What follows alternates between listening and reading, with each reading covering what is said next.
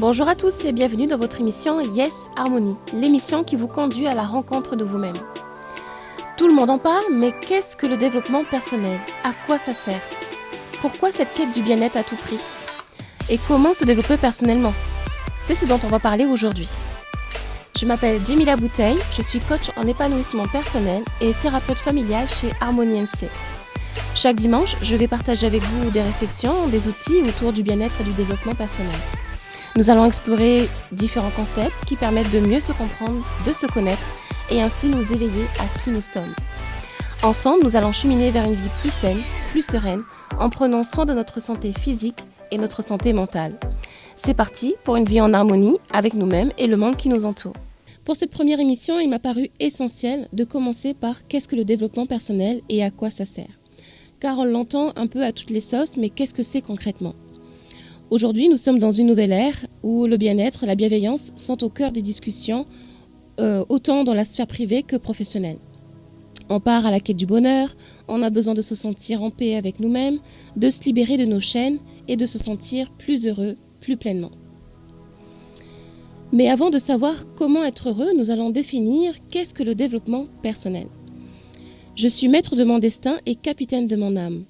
Ces vers issus du poème Invictus de l'écrivain britannique William Ernest Henley pourraient résumer à eux seuls le concept du développement personnel et la formidable quête vers la réalisation de soi. Dans sa définition classique, le développement personnel se compose de toutes les démarches ou méthodes qui permettent à une personne d'atteindre un objectif en termes de qualité dans certains domaines de sa vie. C'est une démarche globale d'une réflexion sur soi et de valorisation de son potentiel dans le but d'améliorer la qualité de sa vie et de réaliser ses aspirations profondes. Donc le développement personnel touche à l'ensemble des aspects de nos vies, professionnels, personnels, relationnels, familiales ou bien même encore spirituels. Il permet de trouver ou retrouver un équilibre de vie. Il permet le dépassement de soi, de développer la confiance en soi et l'estime de soi.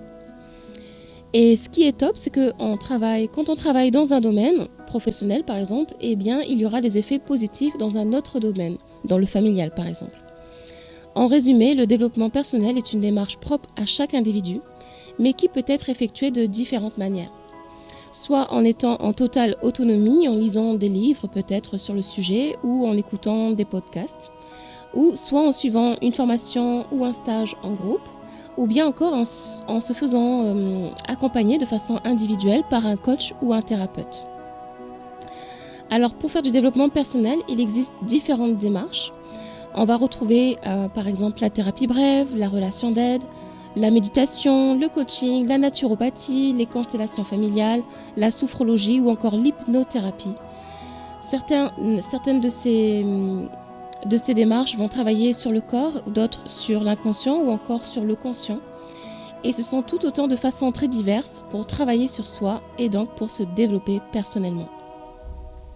Alors difficile d'accoler une définition précise et unique au développement personnel, mais ce qui semble être le fil conducteur de toutes ces méthodes, c'est la volonté d'effectuer un travail sur soi.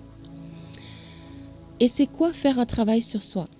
C'est descendre en soi pour explorer ce qui se passe et se reconnecter petit à petit à sa nature profonde, à son véritable soi, au-delà des pensées et des émotions, des croyances qui nous habitent. On peut parler de dépouillement personnel. Imaginez un oignon qu'on effeuille couche après couche pour arriver à son essence profonde. Eh bien, le développement personnel, c'est ça. C'est aller voir en profondeur toutes ces couches qui sont au fond de nous et qui font ce que nous sommes. Ainsi, les synonymes du développement personnel pourraient être accomplissement de soi ou épanouissement personnel. Si l'on reprend la pyramide des besoins fondamentaux de Maslow, je ne sais pas si vous la connaissez, c'est une pyramide où vous retrouverez tout en bas les besoins primaires, donc les besoins physiologiques, comme boire, manger, dormir. Quand on remonte d'un étage, vous retrouvez les besoins de sécurité, donc se sentir en confiance, en sécurité. Quand on remonte encore un étage plus haut, on va retrouver les besoins d'appartenance. Donc là, c'est lorsque on se sent aimé, quand on crée du lien. Puis les besoins où on est reconnu socialement, donc les besoins d'estime de soi. Et enfin, tout au sommet de cette pyramide, on retrouve donc le but de notre vie, c'est le besoin d'accomplissement de soi. Et c'est ce dernier besoin que le développement personnel va venir nourrir, le besoin d'accomplissement de soi. On peut donc dire que le développement personnel, c'est une philosophie de vie, une façon de vivre, une manière d'être au monde. D'ailleurs, la plupart des livres de développement personnel sont avant tout des appels à être soi, à se recentrer sur ses valeurs, sur ses rêves les plus profonds. C'est le fameux alignement corps, âme et esprit. Vous vous demanderez sûrement, mais sur quoi on va travailler concrètement si on fait du développement personnel? Eh bien, on va parler, pour comprendre, voici donc 5 axes sur lesquels on va travailler quand on fait du développement personnel et qui permet, même aux débutants, de comprendre qu'est-ce que c'est et qu'est-ce qu'on y fait. Donc l'axe numéro 1, c'est on va apprendre à mieux se connaître. Qui suis-je véritablement? Quelle est mon histoire, mon enfance? Qu'est-ce que j'aime faire? Pourquoi je suis douée? Donc la première étape consiste vraiment à prendre du temps avec soi-même et de faire le bilan du passé, de voir ce qu'on en retire et de réfléchir de qu'est-ce qu'on veut pour notre avenir. Sous différents aspects, professionnels, personnels, amour, santé, physique, ses forces, ses faiblesses. Voilà, on fait un bilan à l'instant T. Et cela nécessite un vrai travail de fond pour sa voie, pour trouver sa voie et identifier donc ses valeurs, ses rêves et ainsi pouvoir donner du sens à sa vie.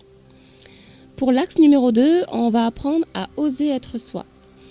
Donc voici un autre axe donc, de travail incontournable du développement personnel pour qui veut être plus épanoui et qui veut s'accomplir.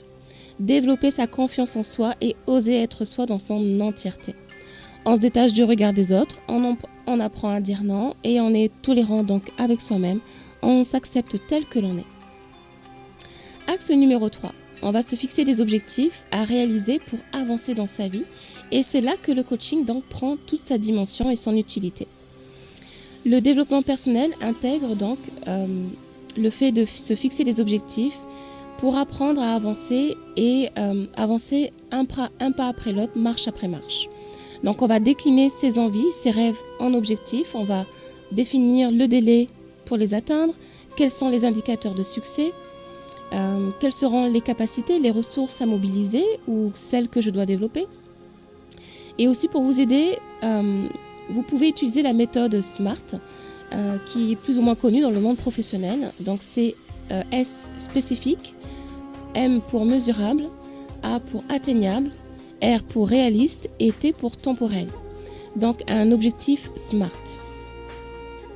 Axe numéro 4, on développe notre communication. On va apprendre à communiquer avec l'autre et à écouter l'autre dans le développement personnel. On apprend à vivre donc en bonne intelligence avec les autres. Nous sommes des êtres sociaux, faits d'interaction, de partage et de communication. Et nous accomplir, c'est aussi donc apprendre à vivre en harmonie avec les autres. Une démarche de développement personnel nous amène donc à pratiquer l'écoute active et bienveillante ou encore à appliquer des principes de communication non violente, donc la CNV avec donc le célèbre Marshall Rosenberg. Parler développement personnel, c'est parler nécessairement d'amour et de notre relation à nous-mêmes et de notre relation avec les autres. Et enfin le dernier axe, l'axe numéro 5 en développement personnel, et c'est l'un des grands piliers. On va apprendre à être une personne donc bienveillante, une personne positive et une personne présente dans le moment, dans l'instant T. Donc être bienveillant, c'est être bienveillant avec soi, être bienveillant avec les autres. Et qu'est-ce que ça veut dire être bienveillant? Eh bien ça veut dire accepter et respecter l'autre tel qu'il est et le respecter. Tel que nous sommes, savoir se mettre à sa place, avoir de l'empathie. C'est ça être bienveillant. Et donc le développement personnel, c'est aussi être positif. Donc être quelqu'un de positif, avoir des pensées positives. Donc il y a tout le courant pensée positive qu'on peut appliquer au quotidien en ayant par exemple des gratitudes qu'on peut faire au quotidien, etc. Et être bien sûr dans le non-jugement de soi et de l'autre. Et enfin, le développement personnel nous apprend à être dans le moment présent, donc c'est-à-dire d'être ancré dans l'ici et maintenant. Et d'être le moins possible dans nos pensées, dans nos projections de demain ou dans nos ruminations du passé. Pour résumer, le développement personnel, il y a tout un ensemble de facettes, donc le travail sur soi, la vie en communauté, la présence à l'instant, la confiance en soi, les objectifs et la motivation. En fait, il existe autant de sujets qu'il existe d'êtres humains sur cette planète. On pourrait se demander, mais pour qui s'adresse le développement personnel ? Eh bien pour tous, que ce soit pour les hommes, pour les femmes, il n'y a pas de distinction de genre ou de statut ou d'âge. Pour les enfants, par exemple, ça va être quand ils s'initient au développement personnel, quand on le voit de plus en plus dans les crèches ou dans les écoles, où on leur apprend à décoder ou à lire les émotions, leurs propres émotions ou les émotions des autres. Puis enfin, quand ils sont ados, le développement personnel ici est d'une aide précieuse, car on sait que l'ado est un être en devenir, qu'il est en train de se construire, qui se cherche beaucoup. Il vit pas mal de bouleversements. Il a des choix importants à faire dans son cursus scolaire, ou bien il a différents examens à préparer, et dans ce cas-là, il vit pas mal de stress. Et là, le développement personnel vient donc soutenir l'ado dans son dépassement de soi, dans sa gestion du stress, dans cette tempête émotionnelle qu'il peut traverser. Donc le développement personnel s'adresse à tous, car il n'y a pas d'âge, ni de limite, ni de profil type pour apprendre à mieux se connaître et se comprendre. C'est un travail aussi de toute une vie. Même les plus grands sages bouddhistes, par exemple, continuent sans cesse d'apprendre jusqu'à leur mort. Et ce qui est formidable, c'est qu'il n'est jamais trop tard pour s'y mettre. D'ailleurs, nombreux sont les seniors qui profitent de la retraite pour accomplir leurs rêves d'enfant. Me concernant, ayant mis les pieds dedans depuis toute jeune, je ne me lasse jamais d'apprendre et de découvrir des parties de moi-même. Et quand on croit que c'est bon, ça c'est réglé, ça va, ça j'ai compris, tout va bien, et bien la vie aime bien nous préparer des petites surprises pour continuer, pour vérifier, pour voir si on a bien compris, si on a bien intégré la leçon qu'il y a à en tirer derrière.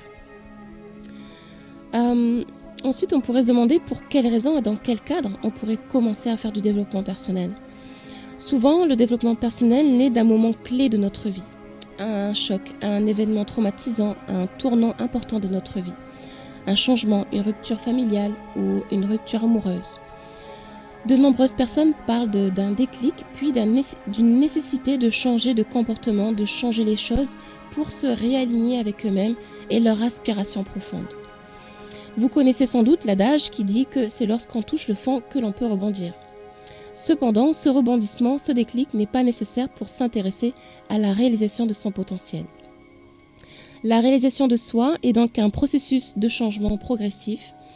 Il est souvent parsemé d'embûches, de montagnes à franchir, d'obstacles à surmonter. On vit des moments difficiles, voire douloureux, qui donnent parfois envie de tout arrêter. Car le développement personnel met en avant nos parts de lumière, nos forces, mais aussi nos parts d'ombre.